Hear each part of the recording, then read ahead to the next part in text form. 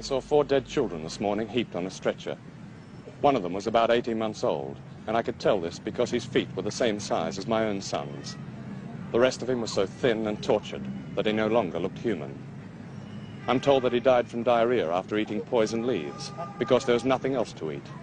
In other words, he starved to death. Of course, he didn't have to die, but unfortunately, the cost of keeping him alive was inflationary. Some milk powder and a handful of grain every day would have cost at least 20 pence. I must apologize. This really isn't appropriate New Year television, is it? Especially with all our own problems of inflation in Britain. Indeed, before I came here, I was told many times, don't do Bangladesh, people won't watch it, they'll switch over. And of course, I can sympathize with people who do switch over, because I realize that I and other reporters have helped to immunize people against Bangladesh by reporting their horrors year after year. But I do ask you to watch this film, because I believe that possibly the greatest famine in recorded history has now begun here, with tens of thousands of people already dead and dying and suffering. I also believe that Bangladesh could become the world's most ignored tragedy, because Mr. Kissinger and Mr. Brezhnev have now agreed on a world doctrine in which a country like Bangladesh is expendable. It has no oil, it has no real strategic value, it has no military power, it has no practical purpose. All it has is people who now wish to live.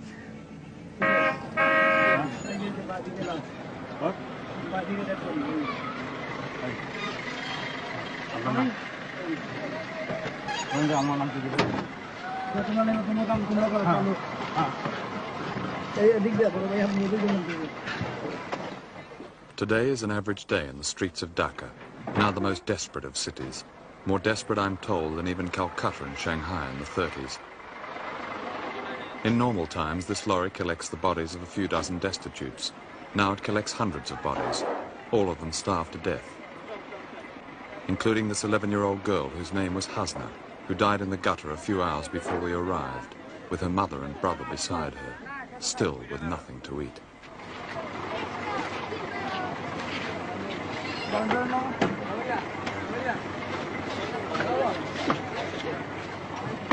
Well, I've been out here really for 30 years. I came out in 1942, and I think I can quite honestly say that this is by far the worst emergency that I've ever seen in this part of the world. There have been others, but when I was young, I didn't really pay all that much attention. Yes. But latterly, I have seen bad years in India and Assam and Bengal, but nothing like this. If you go early in the morning, you'll find bodies lying around in the streets of Dhaka. And the other day I saw a mother who had lost her child, and she was using the child's body, in fact, as a means of getting money, begging. So this film will go out on January the 2nd. How much worse will the situation be here in Bangladesh? Starvation cases could only get worse. This is I think perhaps the basic thing. There are many starvation cases which are now medical cases, and if they're left longer, there'll be lots more deaths. In other words, they're dying. They are dying. This is the heart of the matter. And by January the 2nd, they'll be dead. Many of them will, yes, most certainly.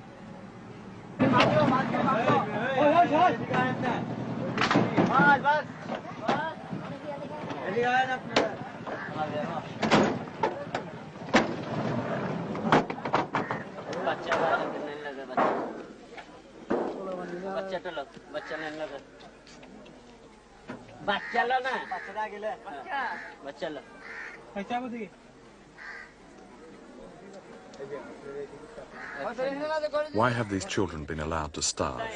Why have they not been saved? The answer is not what you have often been told, that Bangladesh is so corrupt it is beyond redemption. For some of us who came here at the birth of this country, reporters, foreign aid officials, political do-gooders, Bangladesh was no more than a brief cynical romance, a source of good copy. And now the story and the cause are stale, the problem too great, the tragedy unfashionable. These people are starving to death because 2 crops were ruined by flood and because of certain major political decisions taken outside Bangladesh. We were too concerned with oil to notice that in 1974 food became a political weapon, a more lethal weapon than oil. We can do without oil. We cannot do without food. The United States Secretary of State, Dr. Henry Kissinger, controls the distribution of all American surplus food abroad. Not one country on his priority list is hungry. All are Dr. Kissinger's client states. All comply with his world strategy in return for favors such as food. At the top of the priority list are Chile, Cambodia, South Korea, and South Vietnam. South Vietnam, which gets more American food than any other country, not only exports its own rice, but openly sells America's food to buy arms in order to continue a war on America's behalf. Bangladesh is not on Dr. Kissinger's priority list. Dr. would you ask him if most of the people who are buried in the cemetery die of starvation? এই যে গোরস্থানে যারা মারা যাচ্ছে তাদের মধ্যে বেশিরভাগ লোকই কি না খেয়ে মারা যাচ্ছে অনাহার সে বলছে যে he says that most of the cases death cases are from starvation. On December the 8th, 1974, a secret report by the US State Department was leaked in Washington. It gave examples and details of the use of food as a means of shoring up one regime and blackmailing another. It quoted a top official whose job is to carry out Dr. Kissinger's strategic policies. He said, to give food aid to countries just because they are starving is a pretty weak reason.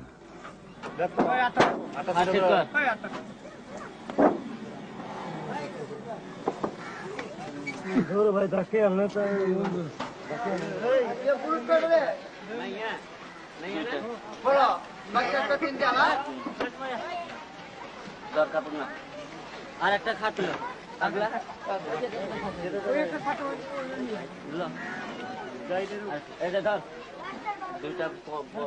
6 million people died in concentration camps during 4 years in World War II.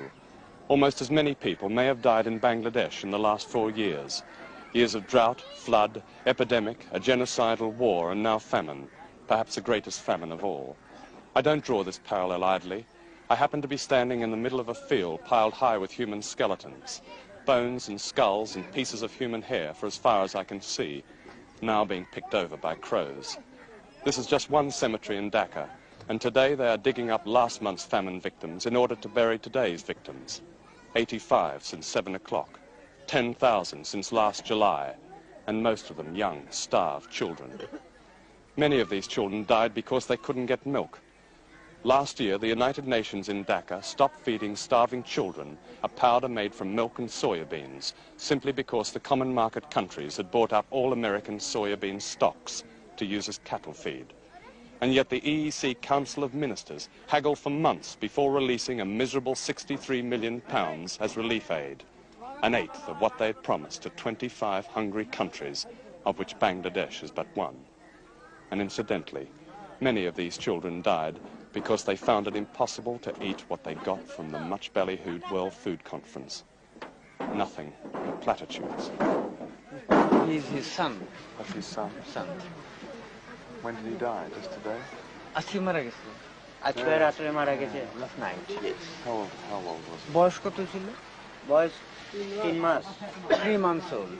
Dr. Henry Kissinger opened the World Food Conference in Rome with these words. We must proclaim a bold objective that within a decade, no child will go to bed hungry, that no family will fear for its next day's bread, and that no human being's future and capacities will be stunted by malnutrition.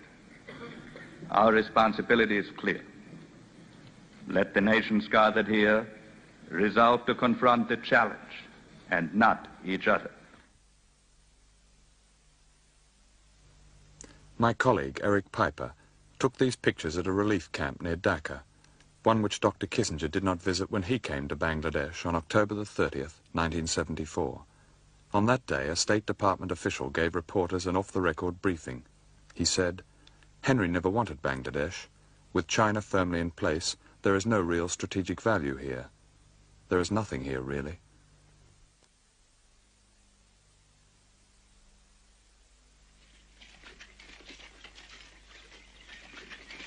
All the people working these fields Yes. have sold their crops. Yes. Years ahead, they've put themselves in pawn to buy Yes. food. Exactly. They have nothing to hope for at least for another 6 to 8 months.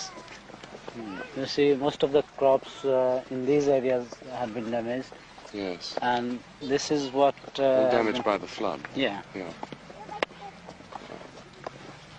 Who have they sold their crops to?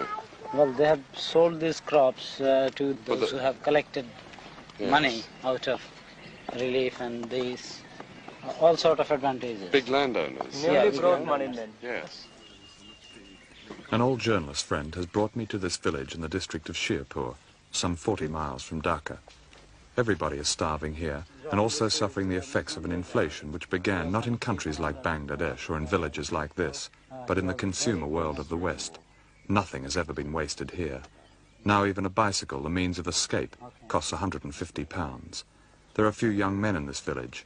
Some have gone in search of food, others have simply fled in despair as the famine finally cracks the Bengali tradition of family. We could not film some of the women because they are among the 5 million in Bangladesh who are going naked because they have sold their clothes for food. Situation is. Ask him, Bujuaz, is what his food situation is. আপনাদের অবস্থা কি, খাওয়া দাওয়ার অবস্থা? খাওয়া দাওয়ার অবস্থা sir, আমরা গরিব মানুষ, কি খেতে পারি? খাওয়া দাওয়ার খুব কষ্ট। কষ্ট। আচ্ছা, he's saying that we are suffering from starvation.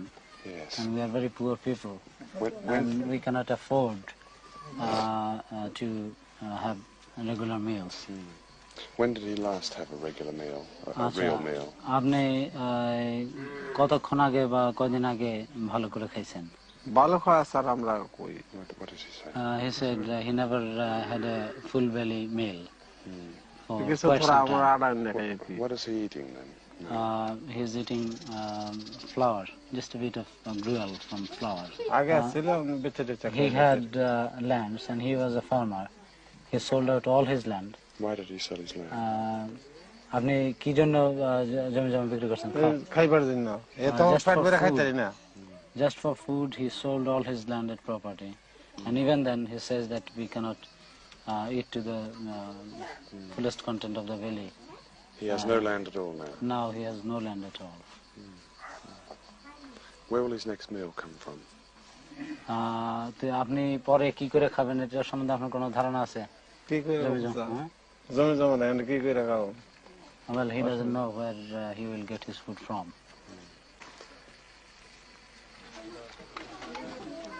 This little boy is probably typical of starvation, where he doesn't look like the Belson case, but he has a distended belly. And he probably has about every kind of parasite and disease in him. And he's subsisting on something like the root, which he's now eating. Yeah.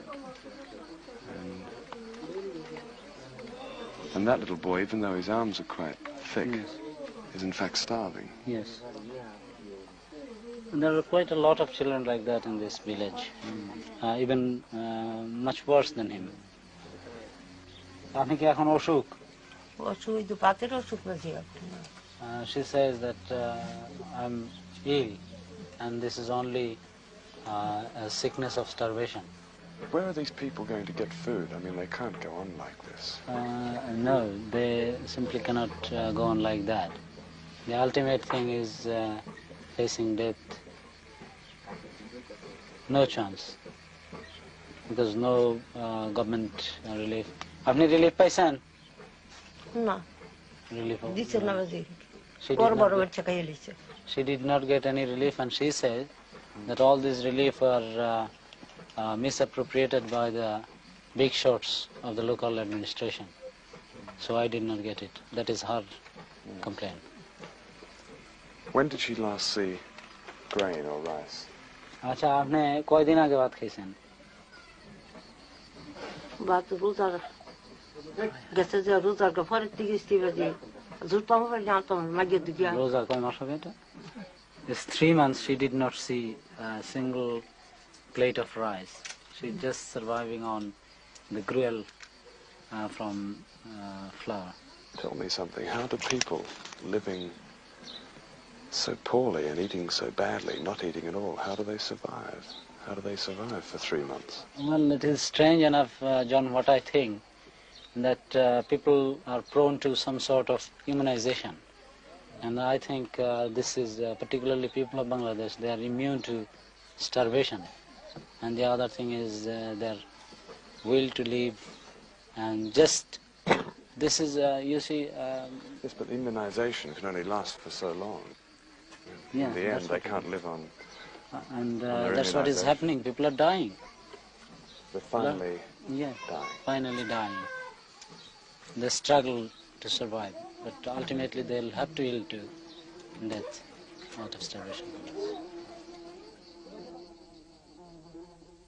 Prime Minister, we have seen in villages situations which show no food at all. People have come up to us and said, we are eating leaves, we are starving, we have no food, we're not getting it from anywhere. Quite close to Dhaka. Why should this be so? You see, that is some of the places this happens, but we have our open, free kitchen everywhere. The people are welcome to come there. And they have come. And we have our camps, still we have not closed our camps. Of course we have closed, we have not closed the camps. The people started working in the fields now. But of course this trouble is there. Such a serious flood and serious famine. We have not suppressed the news. We have already declared in the parliament that around about 27,000 people have died by starvation and by disease. We have not hid anything from anybody. It's a fact, natural calamities. It seemed much worse than I expected in August. I've seen outside relief camps people being turned away because the camps are full. Granted that you have set up these grill kitchens, but it seems that many, many people, perhaps tens of thousands of people, are simply not getting food in this country. It's not correct. Then 27,000 people could not even die. The people expected that few millions people will die. By we have fought it. Yes. Everybody expected that few million people will die by starvation after the flood, after the inflation, because we had the food grains did not go down at that time. We have tried to collect from all over the world. Yes. And that time some people should come forward to help us, but we on a humble way we have tried. And around about 27,000 people have died by starvation, which is a fact. We tried our best. Consciously we have tried our best. While people are dying here, partly because there are so few aircraft to lift food and drugs to them, these 2 British helicopters stand idle. They were given by the British government, but they don't have vital parts. And in spite of pleading requests for 9 months, most of the parts have still to arrive. Why isn't this one and the other one flying then? Other one is we are short of some spares. Yes. Don't have spares. We have already written for those spares. Why don't you have spares? We don't have spares because UK did not supply the spares. Have they supplied anyone to help you with it at all? Not yet. We have already demand. When did that last? When did that one fly? The one over there. That one we can't say when. As soon as we receive the spares. No, but when did it last fly? Last flew the last year. December. It's been standing idle for almost a year. Idle almost the year. And we have cannibalized most of the... You would obviously be using it for relief work, wouldn't you? Yes, relief work and baby movement also. Yes. An official of the Foreign Office in London told me it was unfortunate about the helicopters, but there was a queue for spare parts with a wait of up to a year. One of the parts cost just 50 pence. Perhaps they don't know about this famine in London. Perhaps they don't know that some of the starving people in this overcrowded relief camp walked 150 miles to get here, and it was only because of a foreign film crew that these people got in. There was no shortage of aircraft to relieve the victims of the cyclone in Darwin, Australia. The air forces of Britain, America and Australia were there. None of these countries has sent aircraft to rescue the people of Bangladesh. The same answer, the famine is there. It is due to recent flood. Yes. When you say famine is there, that means there's no food in the village at all, is that right? No food is there. What is she saying about her little boy? She says that her baby is suffering from disease, and it is due to food, shortage of food. Excuse me, is this the first food they're getting since they've arrived? This is the first food. Well, the first food in weeks, is it? Or? The Soviet Union, with the biggest air force in the world, has lent Bangladesh 9 creaking helicopters, which break down more than they fly. The world's new rich, the oil producers, have offered some petty cash. Saudi Arabia, for example, recently gave Bangladesh the equivalent of less than 5 days' food.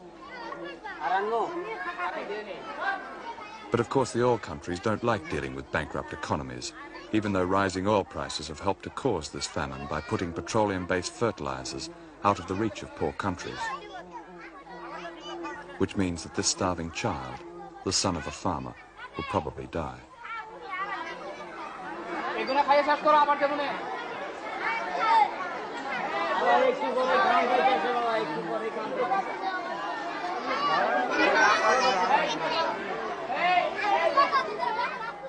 Recently, a foreign aid official visited Bangladesh for 3 days. He told me about a cable he sent to his government recommending a reduction in emergency relief aid to Bangladesh. He sent the cable on the basis of 1 helicopter trip.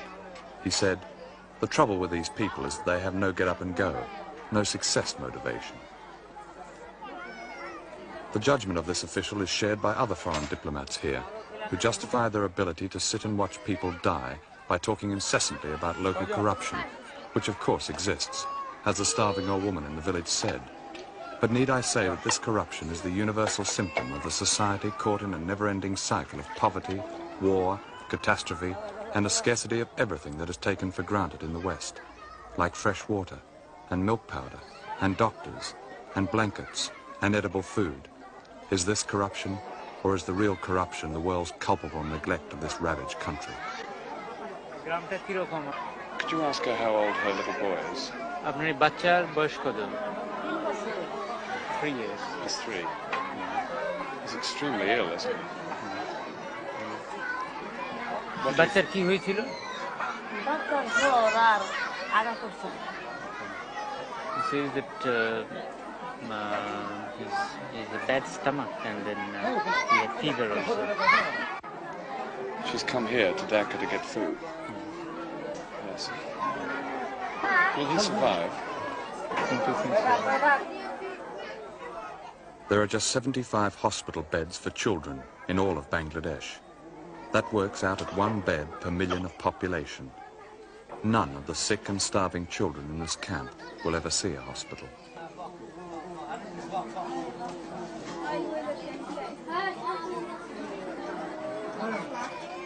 This used to be a soap factory. It is now a famine relief centre near Dhaka, and several thousand people are here. Almost all of them are starving, and many of the young children are suffering from typhoid, smallpox, and a thing called black fever. Many of them are dying. Not long ago, Dr. Henry Kissinger made his first visit to Bangladesh, squeezing it in between the Middle East and Moscow. He drove straight from the airport to the Intercontinental Hotel, talked for 1 hour with the Prime Minister, returned to the Intercontinental Hotel, held a press conference, drove back to the airport and left. Shortly after that, President Ford, on Dr. Kissinger's recommendation, halved the proposal for American emergency aid to Bangladesh. Instead, Bangladesh will receive more of the same from America. Boxes of army surplus biscuits and consignments of tents on which is written, "Important campers, don't forget to have fun."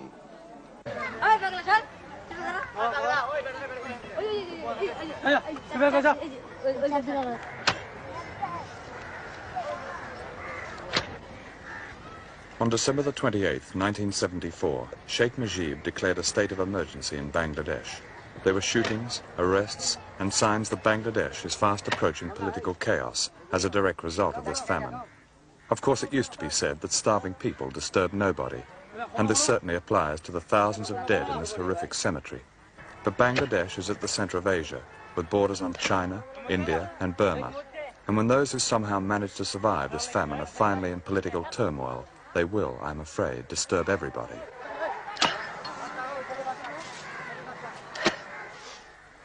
The people of Bangladesh may then at last assume a strategic value and disturb even Dr. Kissinger.